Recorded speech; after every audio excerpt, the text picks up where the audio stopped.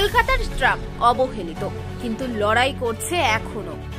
প্রায় সেপ্টেম্বর শেষ, তখন সাধারণ জনগণকে পশ্চিমবঙ্গ সরকার জানায় 150 বছর ধরে চলে আসা ট্রাম পরিষেবার শেষ।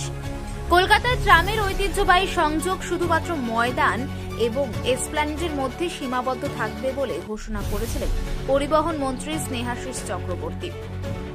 1871 সালে ট্রাম দ্বারা যাতায়াত ব্যবস্থার সাথে সাধারণ লোকজনের পরিচয় হয়, আর বর্তমান সময়ে এই ট্রামই হয়ে উঠেছে কলকাতার ঐতিহ্যের প্রতীক। বর্তমানে এই নিয়ে সাধারণ জনগণের মধ্যে এই বিষয়ে অনেক বিবাদ। এক গোষ্ঠীর লোক ফিরিয়ে আনতে চায় ট্রাম, তবে কিছু লোক রাজ্য সরকারের সাথে একমত। ট্রাম কলকাতার ঐতিহ্যের প্রতীক, আর তাদের কাছে একটা নস্টালজিয়ার বিষয় হয়ে উঠেছে। তারাও মনে করে ট্রাম কলকাতার রাস্তার ট্রাফিকের কারণ হয়ে উঠেছে, যদিও বহু লোক এই বিষয়ে একমত না।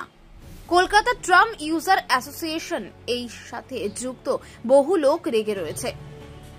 কলকাতায় ট্রাম পরিষেবার ক্রমাগত পরিচালনের উদ্দেশ্যে বিভিন্ন উদ্যোগ ও আন্দোলনের মধ্যে